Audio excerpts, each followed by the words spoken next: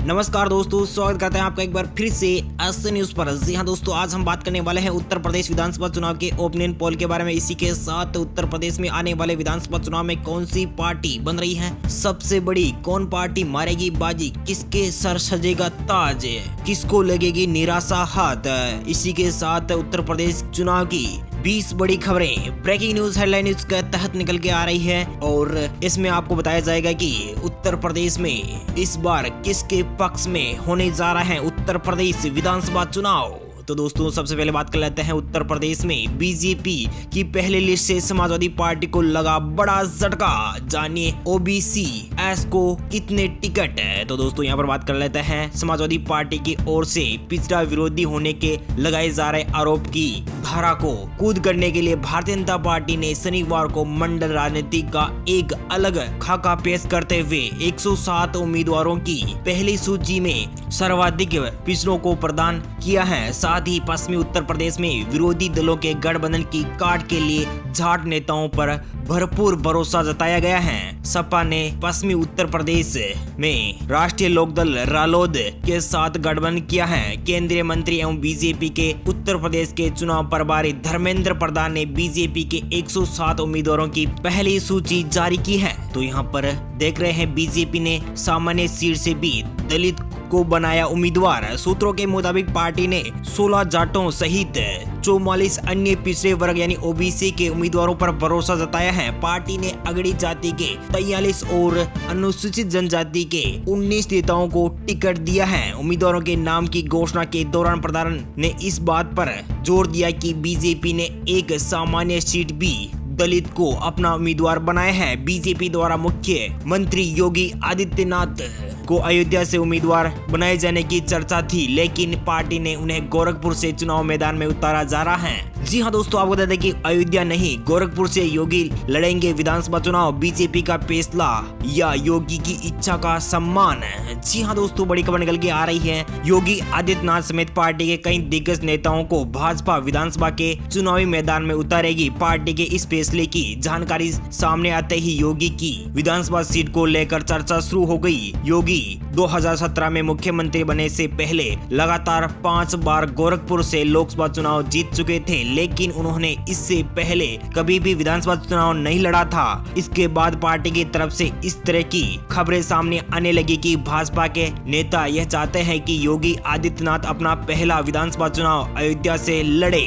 हालांकि इस बीच बार बार यह खबर भी निकलकर सामने आती रही कि पार्टी तो योगी को अयोध्या से लड़वाना चाहती है, लेकिन योगी स्वयं गोरखपुर से ही चुनाव लड़ना चाहते हैं। लेकिन इसके बावजूद यह कहा जा रहा है कि योगी के अयोध्या से लड़ने से उसी तरह का माहौल बनेगा जैसा कि 2014 के लोकसभा चुनाव में नरेंद्र मोदी ने वाराणसी संसदीय सीट से लड़ने से बना था। यह भाजपा के हिंदुत्व के एजेंडे के भी अनुकूल था, लेकिन शनिवार को सामने आया कि भाजपा उम्मीदवारों की पहली लिस्ट ने सबको चौंका दिया।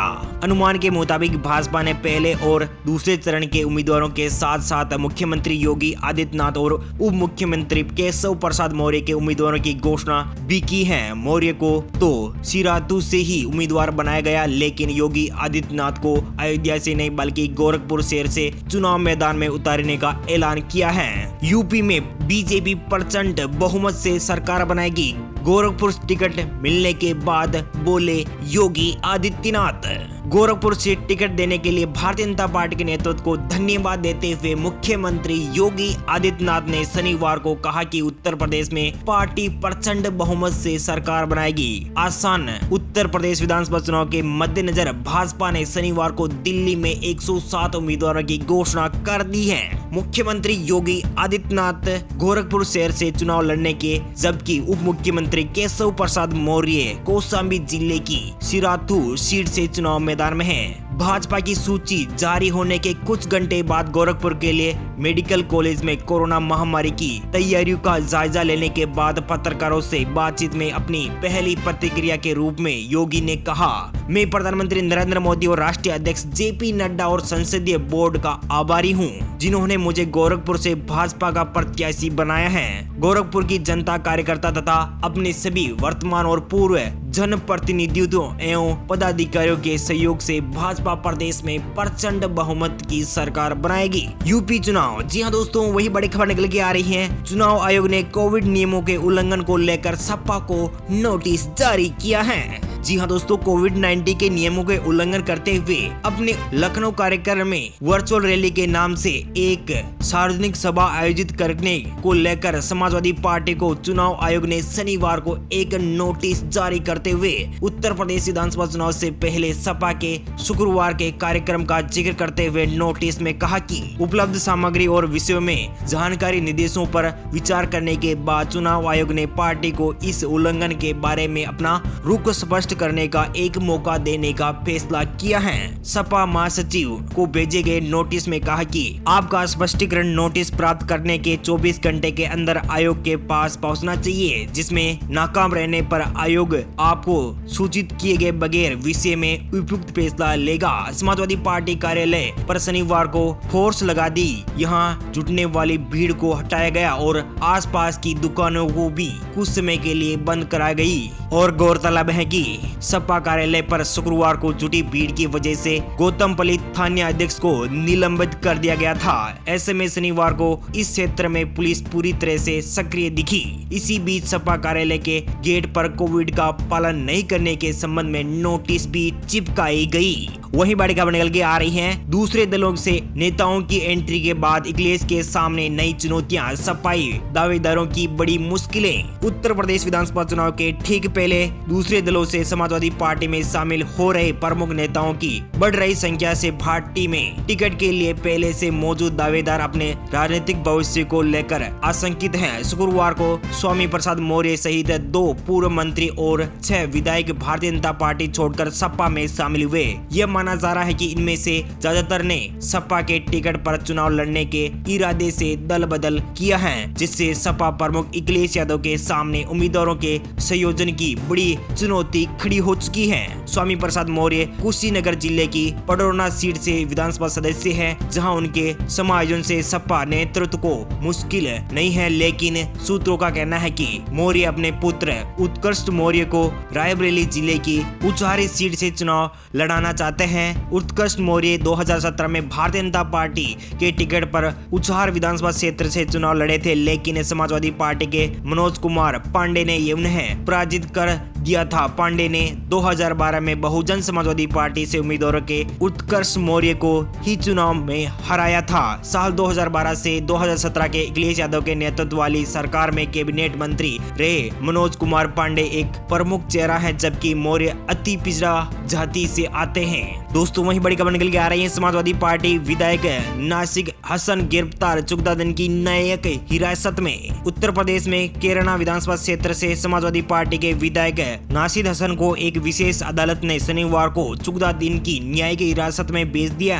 इससे पहले हसन को पुलिस द्वारा गिरफ्तार किया गया था। अधिकारियों ने इसके बारे में जानकारी देते हुए बताया कि पुलिस ने हसन के खिलाफ सख्त गैंगस्टर कानून लागू किया था। विधायकों को शामली जिले के कैराना में एक विशेष सांसद विधायक अदालत में पेश किया गया, जहां जज शिबोध सिंह ने उन्हें 14 दिन की न्यायिक हिरासत में भेज दिया। वहीं दूसरी बड़ी खबर निकल के आ रही है। चुनाव आयोग ने रैलियों और रोड शो पर रोक 22 जनवरी तक बढ़ाई। जी हां दोस्तों, बड़ी खबर निकल के आ रही है। भारतीय निर्वाचन आयोग ने कोरोना एवं नए वेरिएंट ओमिक्रॉन के बढ़ते संक्रमण को देखते हुए डिजिटल माध्यम से चुनाव प्रचार का जोर दिया है। साथ ही चुनाव आयोग ने शनिवार को प्रत्यक्ष रैलियों और रोड शो पर रोक 1 सप्ताह यानी कि 22 जनवरी तक के लिए बढ़ा दी है। चुनाव आयोग ने राजनीतिक दलों को अधिकतम 300 व्यक्तियों या 50% हॉल की क्षमता के साथ इंडोर बैठक आयोजन करने की अनुमति दी है। यूपी की चुनावी जंग में जाति कितना मायने रखती है? जी हां दोस्तों, बड़ी खबर निकल के आ रही है। समाजवादी पार्टी ने शुक्रवार को खुले तौर पर चुनाव आयोग के उस निर्देश का उल्लंघन किया जिसमें चुनावी राज्यों से सभी तरह के रैलियों पर प्रतिबंध लगाया गया था। सपा ने एक वर्चुअल रैली आयोजन की, जिसमें पार्टी के हजारों कार्यकर्ताओं ने हिस्सा लिया। रैली में मौजूद लोगों को पार्टी सुप्रीमो अखिलेश यादव ने संबोधित भी किया। सोशल मीडिया पर हंगामा मचने के बाद देर रात उत्तर प्रदेश के मुख्य निर्वाचन अधिकारी ने कोतपली थाना प्रभारी दिनेश सिंह बिष्ट को कर्तव्यों के निर्वहन में घोर लापरवाही के आरोप में निलंबित कर रहा और निर्देश जारी किया।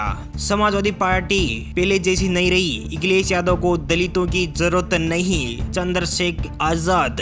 जी हाँ दोस्तों, भीम आर्मी और आजाद समाज पार्टी के सुप्रीमो चंद्रशेखर आजाद ने शनिवार को समाजवादी पार्टी के साथ गठबंधन की किसी भी संभावना को खारिज कर दिया है। लखनऊ में आजाद ने आरोप लगाया कि अखिलेश यादव ने दलित समाज को अपमानित करने का काम किया है। आजाद ने कहा कि अखिलेश यादव को दलितों के वोट चाहिए लेकिन उन्हें लीडरशिप नहीं चाहिए। ऐसे में समाजवादी पार्टी और आजाद समाज पार्टी के बीच गठबंधन की उम्मीद भी धराशायी हो गई है। चंद्रशेखर आजाद ने बातचीत में यह भी कहा कि समाजवादी पार्टी पहले जैसी नहीं रही है। पिछले 6 महीने से अखिलेश यादव से बातचीत चल रही थी। आजाद ने कहा कि हमारा प्रयास रहा है कि यूपी में बीजेपी को रोका जाए और इसके लिए पिछले 6 महीने से अखिलेश यादव से बातचीत चल रही थी और सारी बातें सकारात्मक थी, लेकिन मुझे लग रहा है कि पिछले कुछ दिनों में माहौल बदल दिया और अब मुझे नहीं लगता कि उनको दलितों की जरूरत है। उनको शायद लग रहा है कि दलितों के बगैर भी उनकी सरकार बन रही है। हमें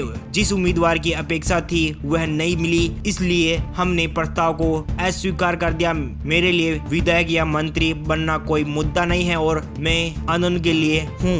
वही बड़ी खबर निकल के आ रही है, अब बीजेपी के किसी भी विधायक को समाजवादी पार्टी में नहीं लूंगा, अखिलेश यादव बोले। जी हाँ दोस्तों, समाजवादी पार्टी के अध्यक्ष अखिलेश यादव ने गोरखपुर शहर विधानसभा क्षेत्र से मुख्यमंत्री योगी आदित्यनाथ को चुनाव मैदान में उतारे जाने के भारतीय जनता पार्टी के फैसले पर कटाक्ष करते हुए कहा कि बीजेपी ने उन्हें पहले ही उनके घर भेज दिया है और बीजेपी प्रत्याशियों की पहली सूची जारी होने के कुछ देर बाद सपा अध्यक्ष शनिवार को कहा कि यह अब वह बीजेपी के किसी विधायक को अपनी पार्टी में शामिल नहीं करेंगे और वह किसी के टिकट नहीं काटना चाहते हैं। दोस्तों, बात कर लेते हैं उत्तर प्रदेश विधानसभा चुनाव के 403 विधानसभा सीटों में से किस पार्टी को कितने क्षेत्र में सीट मिल रही है। तो दोस्तों, सबसे पहले आपकी स्क्रीन पर दिखाया जा रहा है बुंदेलखंड रीजन की 19 विधानसभा सीटों में से 17 सीटों पर भारतीय जनता पार्टी, समाजवादी पार्टी खाते में 1, बहुजन समाजवादी पार्टी खाते में 1 सीट, कांग्रेस पार्टी और अन्य पार्टी खाते में यहाँ पर 0-0 सीट ही मिल पा रही है। उत्तर प्रदेश यानी पश्चिमी यूपी की 136 विधानसभा सीटों में से 100 विधानसभा सीटों पर बीजेपी तो 20 विधानसभा सीटों पर समाजवादी पार्टी के अखिलेश यादव जी और बहुजन समाजवादी पार्टी की मायावती को यहाँ पर 13, कांग्रेस पार्टी को यहाँ पर 1 तो अन्य पार्टी खाते में 2 सीटें। जी दोस्तों, अब तक की उत्तर प्रदेश की 403 विधानसभा सीटों में से 155 विधानसभा सीट का सर्वे आपकी स्क्रीन पर दिखाया जा रहा है। तो यहाँ पर बीजेपी यानी भारतीय जनता पार्टी को 117 और समाजवादी पार्टी खाते में 21, बहुजन समाजवादी पार्टी खाते में 14, कांग्रेस पार्टी को 1 तो अन्य पार्टी खाते में 2 सीटें जानने की संभावना बताई जा रही है। दोस्तों, बात कर लेते हैं अवध रीजन की 118 विधानसभा सीटों में से 99 सीटों पर बीजेपी, एसपी खाते में 10, बीएसपी खाते में 8, कांग्रेस पार्टी को यहाँ पर 2, अन्य पार्टी को यहाँ पर 0-0 सीट। तो जी दोस्तों, यहाँ पर आपकी स्क्रीन पर दिखाया जा रहा है उत्तर प्रदेश की 403 विधानसभा सीटों में से 273 विधानसभा सीट का सर्वे आपकी स्क्रीन पर दिखाया जा रहा है। तो यहाँ पर बीजेपी खाते में 216, समाजवादी पार्टी खाते में 31, बहुजन समाजवादी पार्टी खाते में 22, कांग्रेस पार्टी को यहाँ पर 2, अन्य पार्टी खाते में 2 सीट मिल पा रही है। दोस्तों, बात कर लेते हैं पूर्वांचल रीजन की 130 विधानसभा सीटों में से किस पार्टी को सबसे ज्यादा सीट मिल रही है। तो पूर्वांचल रीजन की 130 विधानसभा सीटों में से 99 सीटों पर भारतीय जनता पार्टी, 20 सीटों पर समाजवादी पार्टी, बीएसपी खाते में 11, कांग्रेस पार्टी को यहाँ पर 0 तो अन्य पार्टी खाते में यहाँ पर 0-0 सीट मालूम होती हुई नजर आ रही है। तो वही बात कर लेते हैं उत्तर प्रदेश की 403 विधानसभा सीटों में से सभी 403 विधानसभा सीट का सर्वे आपकी स्क्रीन पर दिखाया जा रहा है। तो यहाँ पर बीजेपी खाते में 315, समाजवादी पार्टी खाते में 51, बहुजन समाजवादी पार्टी खाते में 33, कांग्रेस पार्टी खाते में 2, अन्य पार्टी को यहाँ पर 2 सीट मिल पा रही है। जी हाँ दोस्तों, आपको क्या लगता है 2022 में किस पार्टी की बनेगी सरकार, वो हमें कमेंट करके जरूर बताएगा। Thank you, take care, good bye, जय हिंद, जय भारत, जय किसान, वंदे मातरम। थैंक यू दोस्तों।